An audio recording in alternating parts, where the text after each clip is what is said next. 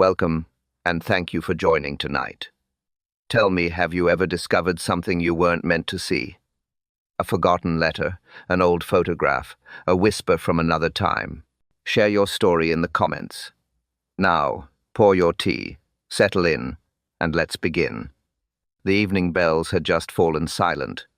Their echoes lingered, low and trembling, across Street Mary Mead. Miss Marple closed her umbrella and stood by the church gate. The air smelled of rain and old stone. Somewhere, a rook called once, then was quiet.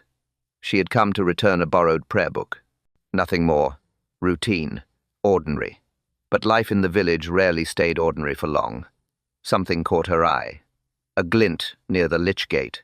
She bent slowly, her knees protesting just enough to remind her of the years. A key.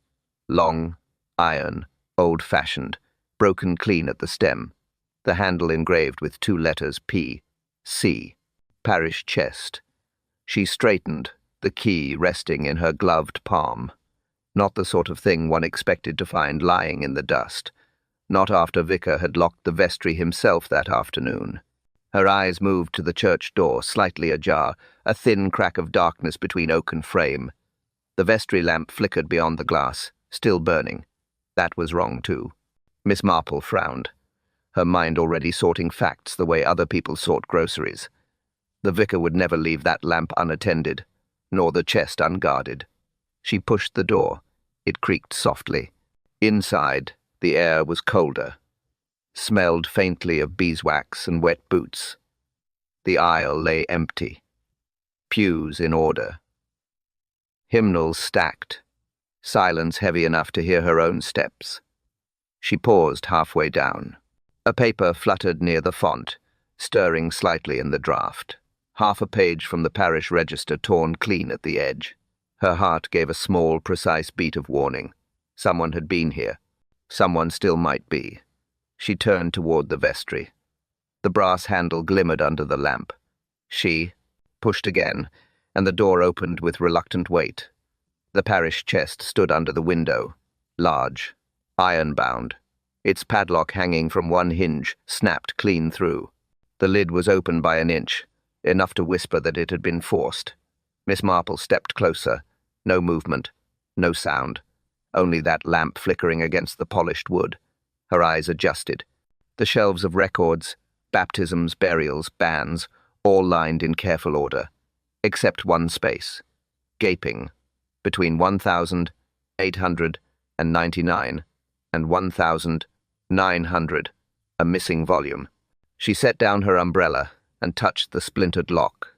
Still warm. Whoever had broken it hadn't gone long ago. Her mind moved quickly now, orderly, methodical, as if turning a puzzle in her hands. Why that book? Why now? Old secrets rarely called attention to themselves, unless someone feared their return. A faint sound, barely more than a breath, came from behind the curtained alcove. She froze, listened, only the drip of water from the roof. Then silence again. She reached out, steadied the lamp, and leaned over the chest. Inside lay loose pages, birth records, marriage entries, half-torn certificates. Her fingers brushed something slick ink, still wet. She lifted the page. The top corner read, "Correction file January 3rd. Below that, a name partly blotted out. The ink smelled sharp, fresh. She looked closer, tracing the line with care. Someone had written over an older entry. Someone had erased a name that did not wish to stay erased. Miss Marple's lips tightened. "This," she murmured, "is very odd indeed." She turned the lamp higher and gasped. The space for marriages, 1,899, 1,900, was empty, the book gone. The door behind her creaked again, softly, and somewhere, in the dark of the nave, a footstep answered. By morning, the village had already decided what must have happened. Mr. Ewan Tolliver, the mild, punctual church clerk, had vanished. The milk boy had seen his bicycle near the duck pond. Front wheel bent. Lamp smashed. No sign of its owner. By noon, the postmistress had added her version. "He came for stamps yesterday," she said. Looked pale. Kept checking his watch. Before the hour was out, Mrs. Bantry had told 3 people he'd quarrelled with the vicar. And by evening the butcher's wife swore she'd heard footsteps outside her window at dawn, creeping, not walking. Street Mary Mead never waited for facts when gossip could run instead. Miss Marple sat by her parlour window knitting quietly. The radio murmured a hymn in the background. Her tea cooled beside her. She wasn't listening to the tune. She was listening to what the silence said between rumours. Mr. Tolliver. Reliable. Polite. Unmarried. 43. No debts. No habits worse than punctuality. And no enemies at least. None who admitted it. She placed her knitting down and opened the drawer beside her chair. Inside the broken key she'd found last night, still faintly damp from the church path. She turned it over between her fingers. The engraving, the break, the rust inside the cut. Keys didn't snap easily, not unless turned in a lock that refused them. The church door had been forced from within, the record missing, now the clerk missing too. Coincidence? In Street Mary Mead, coincidences rarely walked alone. A knock came at her door. Mrs. Bantry, wrapped in a scarf too bright for the weather, stepped in without waiting to be invited. "Jane, dear, have you heard?" Miss Marple smiled faintly. "I imagine I have, in 7 versions. Then you'll know the police are searching the lane beyond the pond. They've found his bag, books, papers, all soaked through. Books? The parish ledgers, of course. Dripping ink, the constable said. What a frightful mess." Miss Marple poured tea for 2. "Then perhaps Mr. Tolliver didn't vanish at all," she said softly. "Perhaps he merely tried to carry something too heavy through the rain." Mrs. Bantry frowned. "You think he's still alive?" "I think," Miss Marple said, "that people rarely disappear by accident." She rose, fetched her coat, and pinned her hat precisely in place. "There's always a pattern, Dolly, even when no one sees it." The path to the pond was slick with mud. Children's footprints, bicycle tracks, dog paws, all jumbled into one trail of confusion.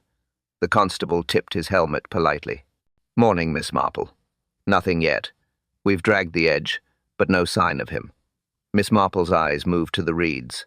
Something pale lay caught among them paper, half dissolved by rain. She stooped carefully, lifted it between her gloved fingers. The page was from the parish register. Top corner still legible. Witnessed by E. Tolliver. The ink below blurred and bleeding, but one word remained. Void. She studied it for a long moment, then folded it neatly into her pocket. "People don't vanish," she murmured, her voice barely louder than the wind through the reeds. "Unless they plan to." The constable looked up. "Did you say something, Miss Marple?" She smiled. "Only that the good clerk might be closer than we think." She turned toward the lane. Somewhere beyond the pond, a black umbrella moved slowly against the grey.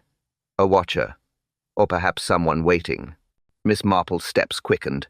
The rain had started again, and this time it sounded like a warning. The morning began with sunlight and scandal.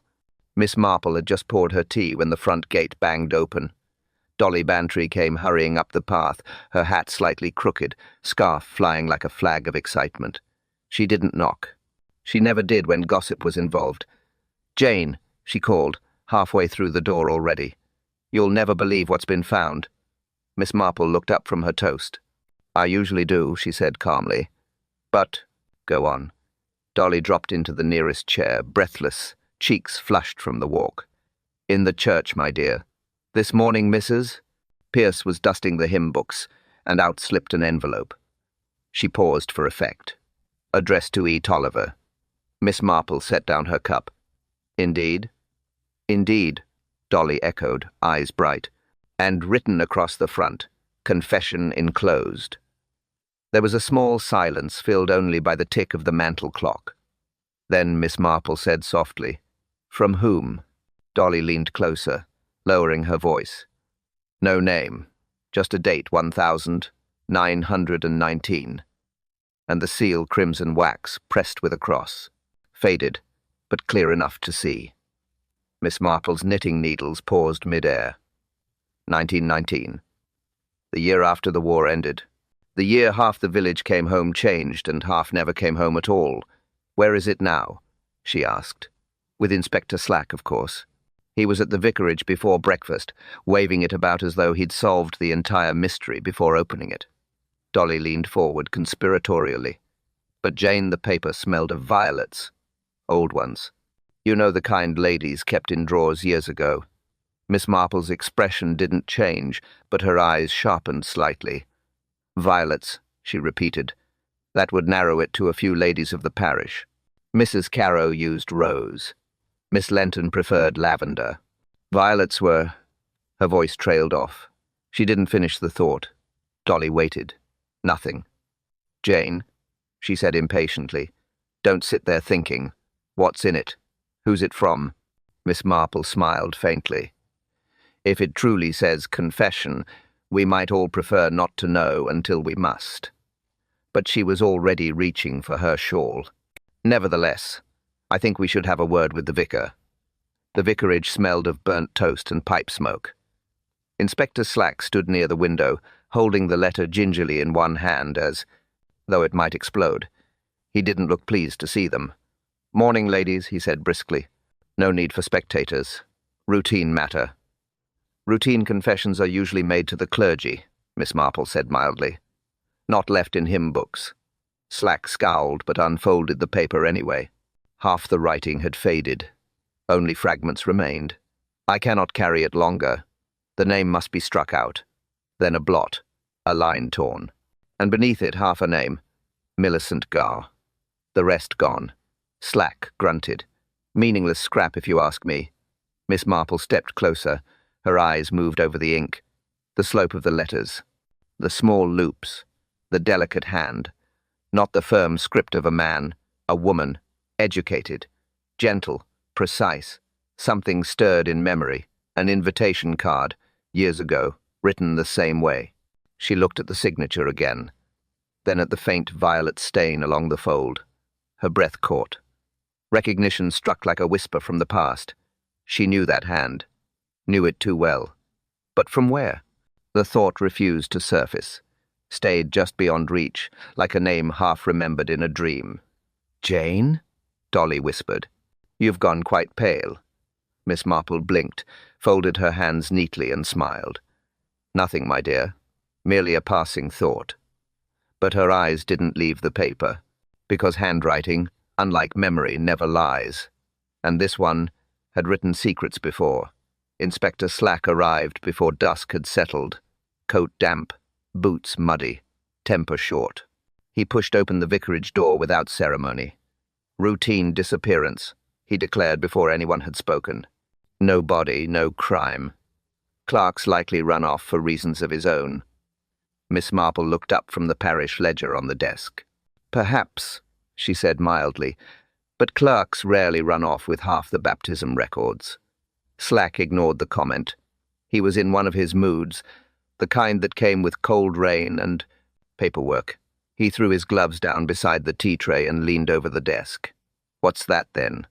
The ledger Mr. Tolliver was meant to update yesterday, Miss Marple replied. 2 entries for 1,899, both rather curious. The inspector snorted. That's 30 years ago. Indeed, she said, but paper keeps secrets longer than people do. He sighed, but humoured her.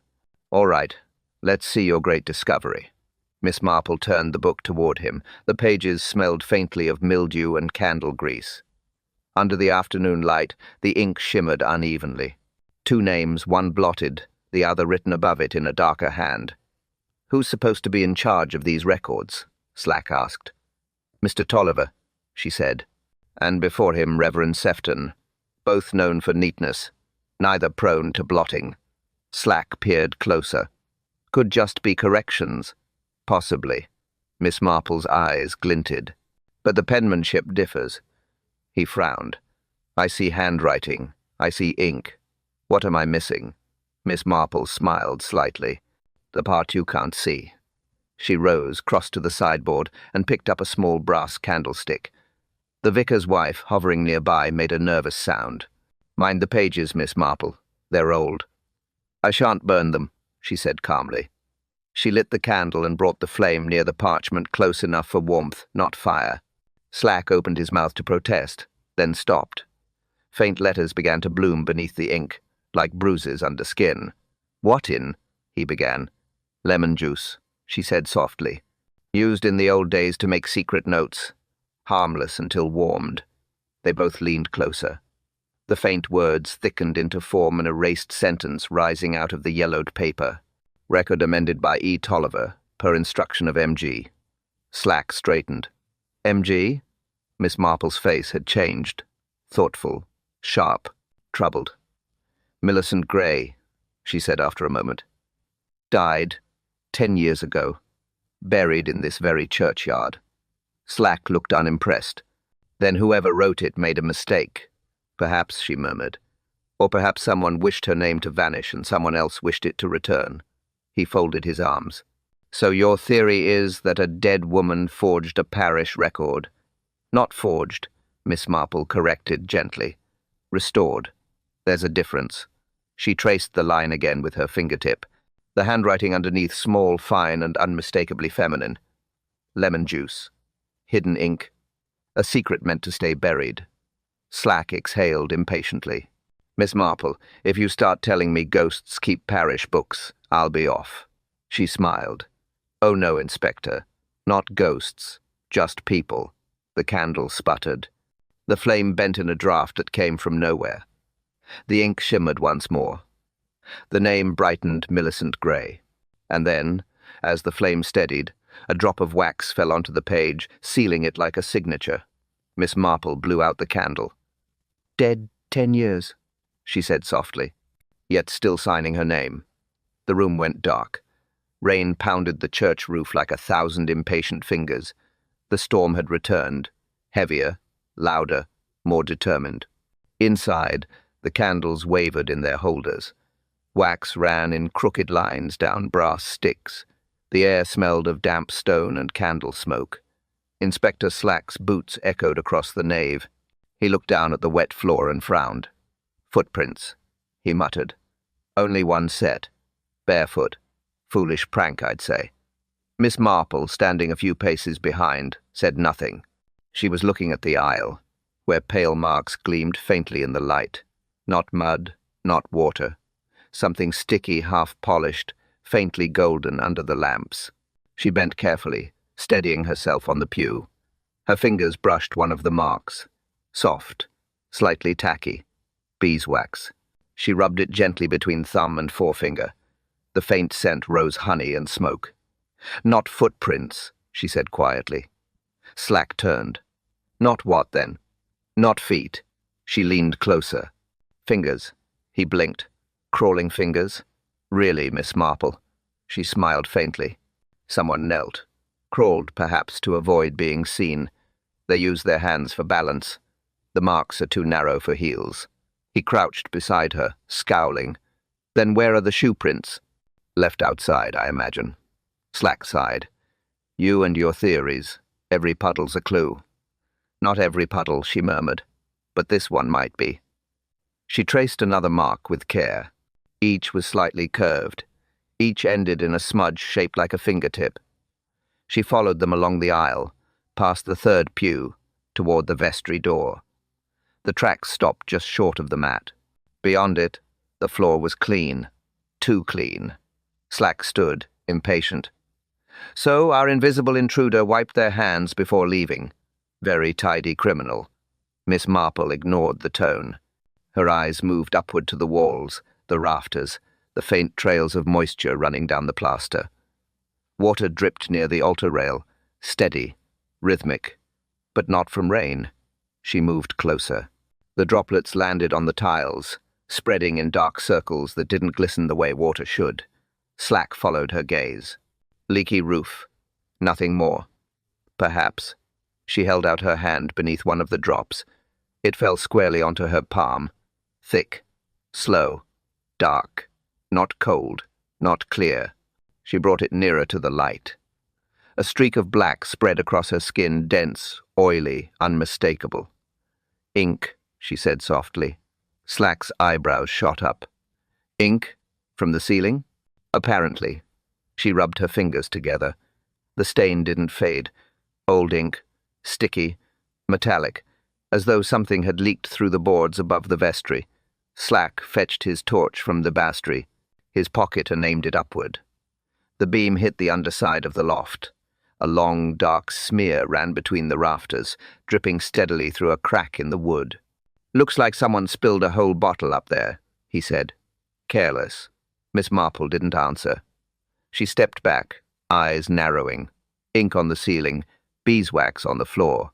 Bare fingers, not feet. A strange combination, too deliberate to be chance. Someone had crawled, left traces of wax, climbed upward, and dropped a trail of ink behind them. "Inspector," she said finally, "I think we should see what's above that ceiling." Slack groaned.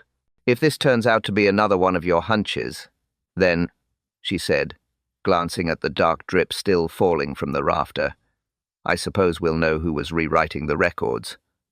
Another drop fell, hit the floor beside her shoe, splashed like a signature. Miss Marple looked up. The ink ran faster now, and from somewhere above the beams a floorboard creaked. The church stood half-lit and echoing. The storm outside had passed, but its memory remained. Rain still dripped from the gutters, wind sighed through the keyholes. And somewhere inside, the organ breathed faintly as though it still remembered last Sunday's hymn. Miss Marple and Inspector Slack stood in the nave. Dolly Bantry hovered behind them, wrapped in her scarf, her curiosity glowing brighter than any candle. Slack muttered, "We've been through every corner of this place. If there was anything worth finding, we'd have found it." Miss Marple didn't answer. Her eyes were fixed on the great wooden organ that towered behind the altar. Its pipes reached up like silent sentinels. Dust glimmered along the edges where sunlight cut through the stained glass. "The organ," she said at last. Slack looked at her. "Yes, it's an organ. What of it?" "Ewan Tolliver was the church clerk," she said softly. "And assistant organist. He tuned it once a month. He kept the keys." "So? So. Perhaps he kept something else." Slack frowned. "Meaning?" Miss Marple stepped forward, moving with care between the pews. Her shoes made no sound on the old stone floor.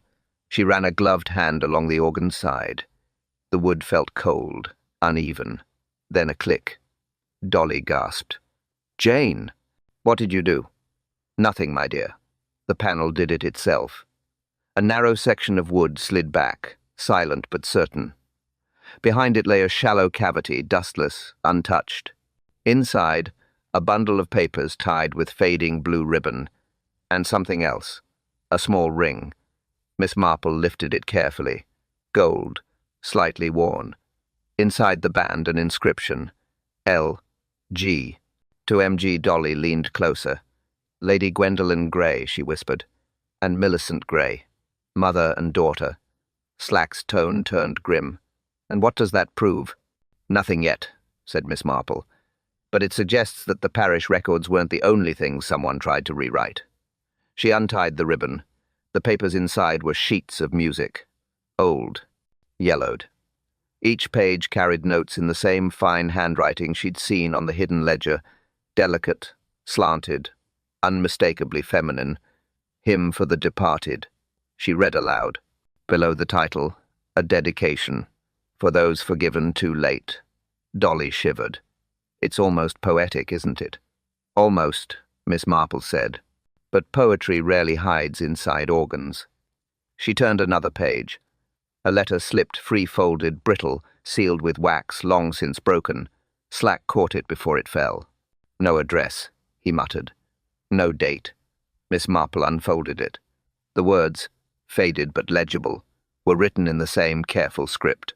"If the truth ever comes out, Mother, they will call it sin. But you know it was only love. Forgive me, and keep the child safe." The bottom line ended abruptly. No signature. Dolly stared. "Then who married whom?" she whispered. Miss Marple's eyes stayed on the letter. Her voice was almost gentle. "That, my dear, is the whole sin." Slack rubbed his chin. "So the daughter bore a child, the mother passed it off as her own. and someone erased the proof from the parish books. Am I following? Exactly, said Miss Marple. And now the book is missing. The clerk has vanished, and Millicent's name has begun to appear again, written in invisible ink, like a conscience that refuses to die. Slack whistled softly. Blackmail, then. Tolliver must have found this letter, tried to use it. Or tried to protect it, she replied.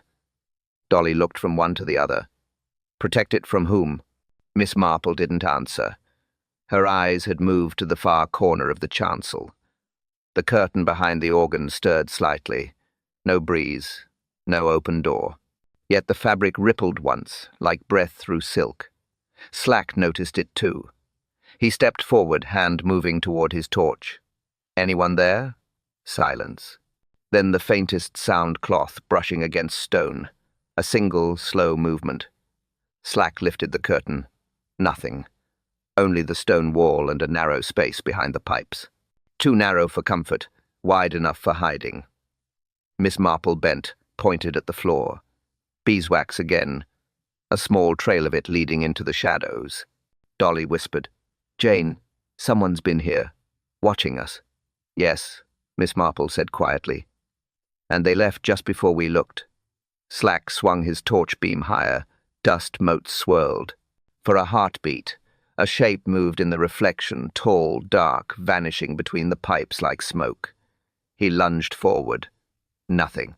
Only the echo of retreating footsteps, light, careful, certain. Miss Marple's hand rested on the organ frame. Her voice was calm, but her eyes had hardened. Inspector, whoever hid this drawer knew it existed before Tolliver was born. Slack stared at her. You're saying it's older than the clerk? I'm saying, she replied, that the past has longer fingers than any living thief. A drop of wax fell from the nearest candle and hit the floor with a hiss. Dolly flinched. The shadow behind the curtain moved again. Smaller now, slower. Miss Marple turned toward it. Come out, she said softly. You've listened long enough. No answer. Only the organ pipes whispering as if someone, somewhere inside them, had begun to breathe. The storm returned with no warning. Lightning tore the sky above Street Mary Mead. Thunder followed hard behind, shaking the church windows. Inspector Slack cursed softly as he shut the vestry door. Every time we come here, the heavens turn on us. Miss Marple didn't reply. Her eyes had fixed on the nave dark, hollow, lit only by erratic flashes from the stained glass. Each flash carved the pews into rows of pale ghosts. Each silence after left the world blind again. She moved forward slowly, Dolly close behind. The floor still smelled of beeswax and damp paper. Her shoes made the faintest sound, a rhythm between the thunderclaps, then lightning again. White, sharp, blinding. For a single heartbeat, they all saw it. A man, sitting motionless halfway down the left aisle, head bowed, hands folded, alone. When the light vanished, he was still there. Only the sound of rain drumming on the roof above him. Slack's voice dropped. Who's that? No one answered. The church had swallowed the question. He stepped forward, hand on his torch. The beam flicked on, caught the man's shoulder, his coat, his hands. Wet, mud-streaked, torn at one sleeve. Miss Marple whispered, Don't frighten him. Slack kept the light steady. Sir? You all right there? The man lifted his head. Pale face, eyes hollow, blinking against the brightness.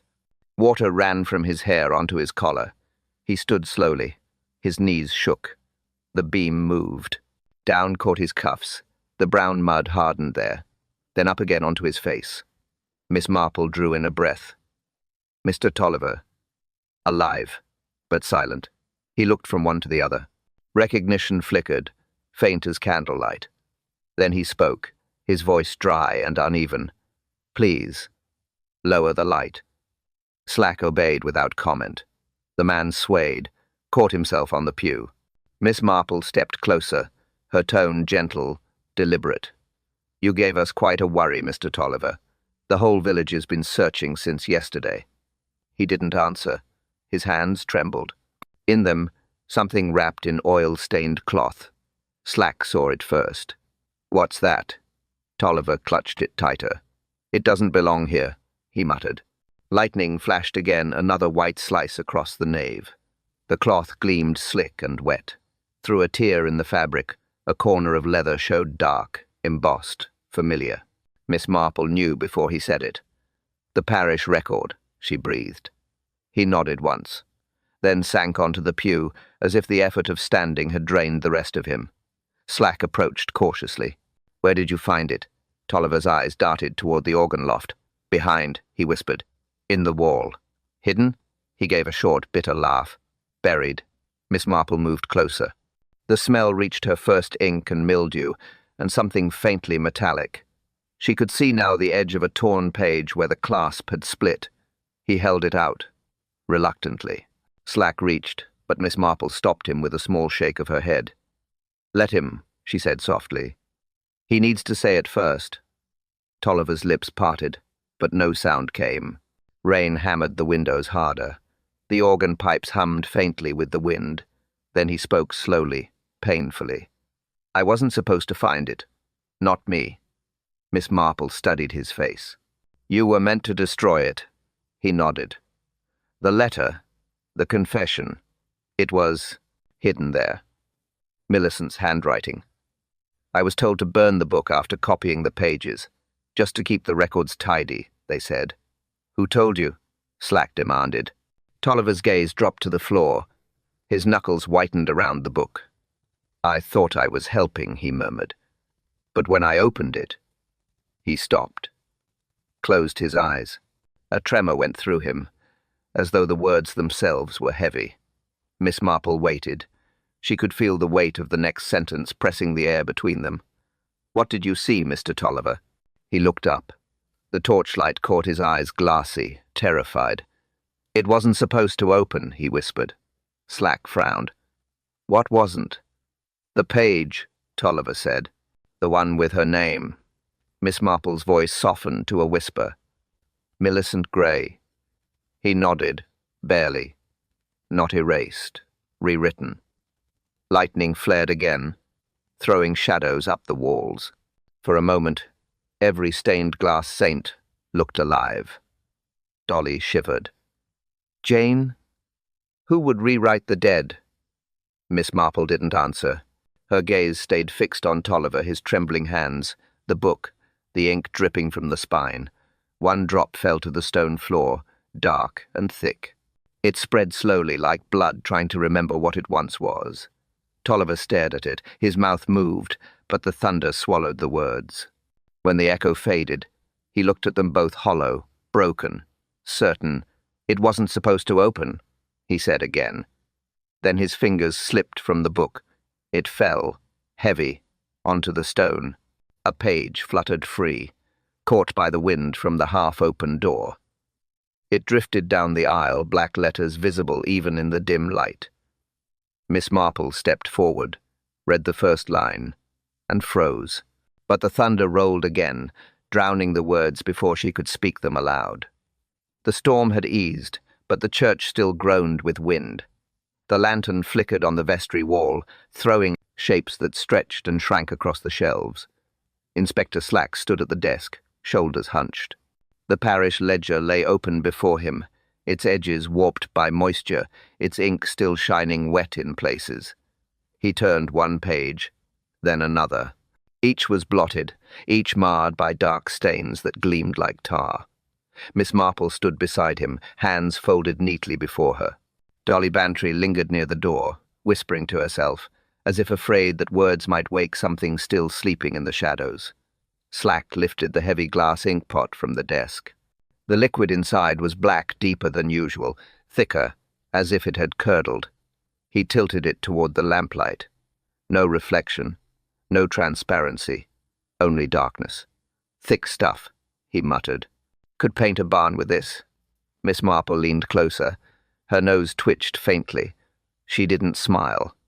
"Not paint," she said softly. "Death." Slack blinked.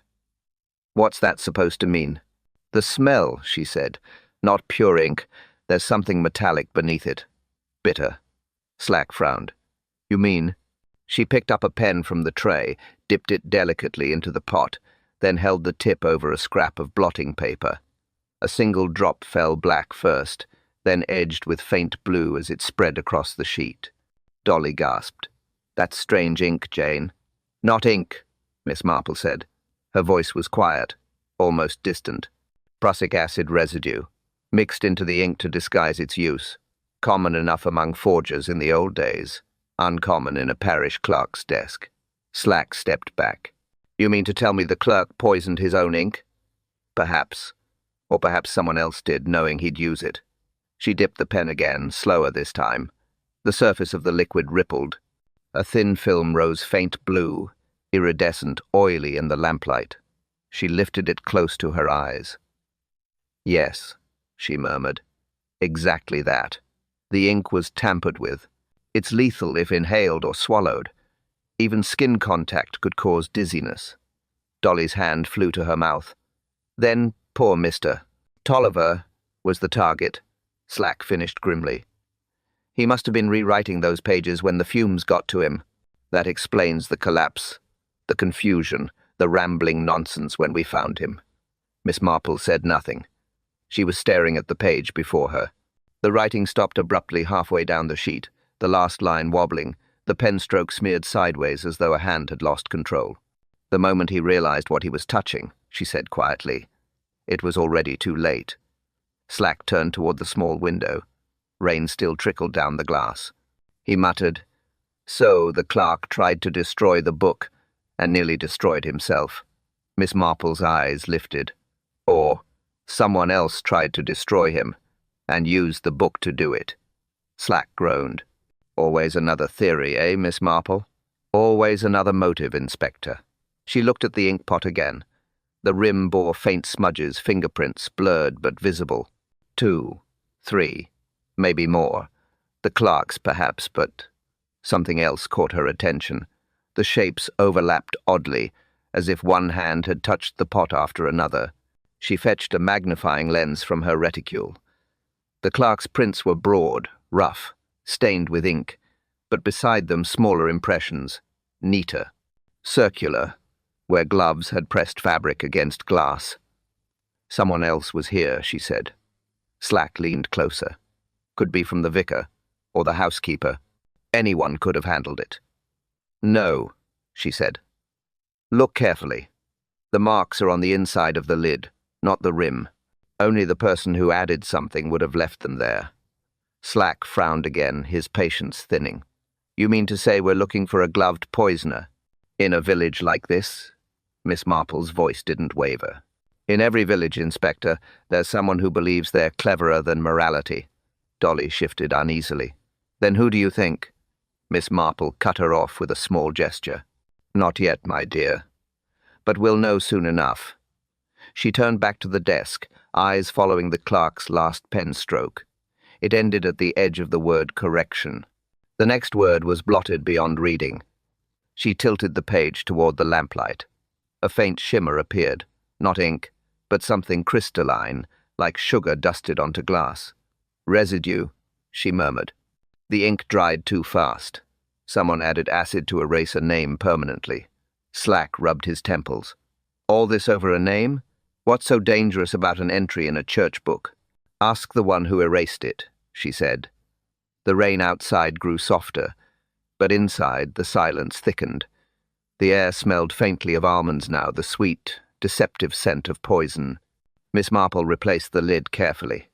"Mr. Tolliver survived because he didn't finish the job," she said. "If he had, he'd be dead." Dolly shivered. "Then the book was meant to kill him?" "Yes," Miss Marple said. "And to bury the truth twice over in ink and in death." Slack blew out a tired breath. "Well, at least we've found the weapon." Miss Marple's gaze remained fixed on the inkpot. Her mind was already 3 steps ahead. "Perhaps," she said softly, "but weapons don't use themselves." She leaned closer to the desk. The lamplight flickered once more. Her shadow fell across the page, across the word correction, across the smudge of ink, and across the faint blue gleam that still lingered on the paper. Then she saw it. Another handprint. Right beside Tolliver's. Smaller, neater, gloved. The kind of glove a lady might wear to church. She straightened slowly. Her voice, when it came, was calm, but cold. "Inspector," she said, "I think our poisoner attends Sunday service." The candle wavered in the draught. Something creaked in the doorway. They turned, but the hall behind them was empty. Only the faint scent of violets hung in the air. The afternoon broke in pale sunlight. Rain had stopped, but the air still smelled of wet soil and smoke from damp chimneys. Inspector Slack's car rattled up the drive of Grey Manor, the oldest house in Street, Mary Mead. The hedges stood high, trimmed to military precision, everything in its place. Almost too much so. Miss Marple sat in the back seat beside Dolly Bantry. Neither spoke. The vicar's black umbrella lay across Miss Marple's lap, borrowed, dry, and oddly heavy. Dolly fidgeted with her gloves. "Jane," she whispered, "do you really think it's necessary to call on Mrs. Grey so soon?" "Yes," Miss Marple said quietly. "Before the story reaches her first. People change their version when they've had time to practice it." Slack grunted from the front seat. "I'll do the asking. No need for more theories." Miss Marple smiled faintly. "Of course, Inspector." They stopped before the great oak door. A maid opened it almost before Slack could knock. She curtsied stiffly, led them down a corridor lined with portraits. All greys. All solemn. All watching. The drawing-room waited at the end. A fire burned low in the grate. Mrs. Grey rose from her chair as they entered, elegant still, though age had narrowed her shoulders and sharpened her smile. Her black dress seemed too deliberate for daytime. "Inspector Slack," she said warmly. "And dear Miss Marple, what a surprise. Do come in. I was just about to pour tea." Her niece appeared from behind the curtain, tall, slim, with eyes too bright for comfort. Miss Lydia Grey, former nurse, returned from Malta 2 months ago, according to village talk. She carried a silver tray and moved with the precise calm of someone who could count a pulse in a storm. "Tea, Aunt?" she asked. Her voice was soft but clipped. "Yes, my dear. And sherry for our guests. It's such a miserable day." They Saturday cups rattled faintly against saucers. The scent of bergamot drifted through the room. Slack took his glass, polite but brisk. "Mrs. Grey, we found the missing parish record this morning, in the church." The older woman's hand paused halfway to her cup. "How strange. I thought those things were locked up." "They were," he said, "until someone decided to open them again." A flicker crossed her face, not fear, but memory. Ewan Tolliver always was too curious for his own good. Dolly leaned forward, wide-eyed. "So you knew him?" "Of course. Everyone knew Ewan. He was in and out of the church since he was a boy, always with his nose in a ledger." Miss Marple watched quietly. The tea tray gleamed in the afternoon light. Every item spotless, except the sugar spoon. One grain clung to its edge faintly red, as though brushed with rust, or blood, or something chemical. Miss Marple's eyes rested there for a moment too long. Lydia Grey noticed. Her smile stayed, but her fingers tightened slightly on the teapot handle. "Will you take sugar, Miss Marple?" "One, thank you." The girl spooned carefully, though Miss Marple noticed how her hand avoided the rim. She stirred her own cup next, using the same spoon, and set it down with precision. Slack spoke again. "Mrs. Grey, did your daughter keep papers? Letters, perhaps?" The old woman stiffened. "Millicent kept everything. She was sentimental. And where might those things be now?" "In the chest in her old room, I suppose." "Why?" Slack's tone hardened. "Because someone's been altering church records entries concerning her marriage." The cup in Mrs. Grey's hand trembled once, then steadied. "Her marriage was properly registered," Miss Marple said softly. "Was it, dear lady? The handwriting disagrees." A silence stretched, long and thin. Only the clock ticked. Lydia broke it first. "Inspector, surely this isn't necessary. My aunt's been ill. All these old matters, they distress her." "Old matters," Slack repeated, "like the poison that nearly killed Mr. Tolliver." Lydia's expression didn't change. She poured more tea. Steam rose between them like fog. Miss Marple's spoon clinked once, slowly. She stirred her cup with deliberate rhythm. The liquid swirled. A thin shimmer appeared on the surface blue, then gone. Interesting, she murmured. Slack looked up. What is? Not arsenic this time, she said quietly. The words hung in the air. Lydia froze mid-pour. Her hand stopped. Teapot tilted just enough for one last drop to fall. It landed on the saucer with a faint hiss. Mrs. Gray looked from one face to another, confusion spreading like mist. What are you implying? Miss Marple smiled politely. Only that the tea smells faintly of almonds, not bergamot. You must have used a different blend today. Lydia set the pot down carefully. Perhaps the water, she said, her voice too even. Perhaps, said Miss Marple. She lifted her cup, studied the swirl again, then placed it back untouched. Curious, though. Mr. Tolliver's ink carried the same scent. Slack stood abruptly. Are you saying? Miss Marple nodded once. Prussic acid leaves a faint odor, Inspector. Not everyone notices, but one who's worked in hospitals would. Lydia didn't move. Her fingers rested lightly on the tablecloth. The smile remained on her lips, but her eyes had turned flat. Mrs. Gray's breath came shallow. Lydia, what does she mean?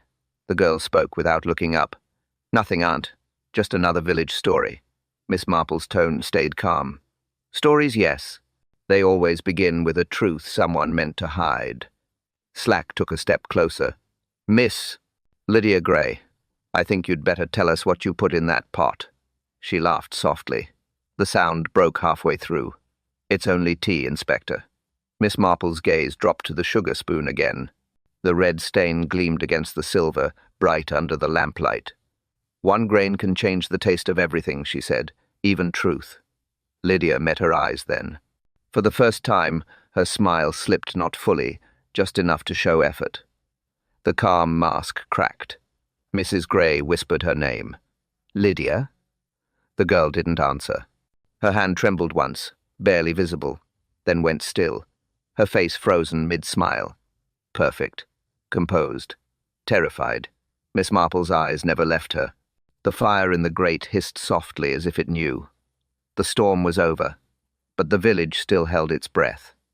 Clouds drifted low across the moon, the church roof glistening wet. Inside, candles flickered in quiet rows. The scent of wax and stone filled the air. It was late, too late for anyone to be here. And yet, they were. Inspector Slack stood near the vestry door, arms crossed, hat in hand. Mrs. Gray sat stiffly in the front pew, her face pale, eyes hollow. Beside her, Lydia Gray, hands clasped tight, expression unreadable. Dolly Bantry hovered at the back, anxious and curious in equal measure, and Miss Marple, small and calm, stood by the altar. The ledger rested on the table beside her, its cover warped and dark from rain and ink. The inkpot sat next to it, sealed now, but still carrying the faintest scent of almonds. She looked at them one by one. Then she spoke. It's time, she said quietly, to put all this in order. No one moved. The story begins, she continued, not with a disappearance, or even a death, but with a lie. A very old lie. Her hand rested on the ledger. This book was the key. Every entry a small truth, births, deaths, marriages, and one falsehood that tied all the rest together. She opened the cover slowly. The pages shivered under her fingers. Here, she said, between the years 1899 and 1900, the erased record, the marriage that should not have been written, and yet was. Mrs. Gray stirred. Her voice was faint. Why do you torment us with this? That was another lifetime. Yes, Miss Marple said softly, but the dead have long memories, especially when their names are erased. She turned the page toward them. Millicent Gray, supposed daughter of Lady Gwendolen, but in truth her niece. Dolly gasped. You mean? Precisely, said Miss Marple. Millicent was born of Lady Gwendolen's sister, born out of wedlock, hidden for respectability's sake. The mother died in confinement, and Lady Gwendolen raised the child as her own. A kindness at first, perhaps, but later a weapon. Slack frowned. Where's the crime in that? Not in the beginning, Miss Marple said. But when Millicent grew, she fell in love with a man her mother forbade her to marry. She turned another page. The man was already bound in another parish to another woman. Lady Gwendolen knew. She stopped the marriage. She paid to have the record struck out. But someone, perhaps out of pity, made a second entry in secret. The same date. The same church. 2 names joined in invisible ink. Millicent Gray, Dolly whispered. And who else?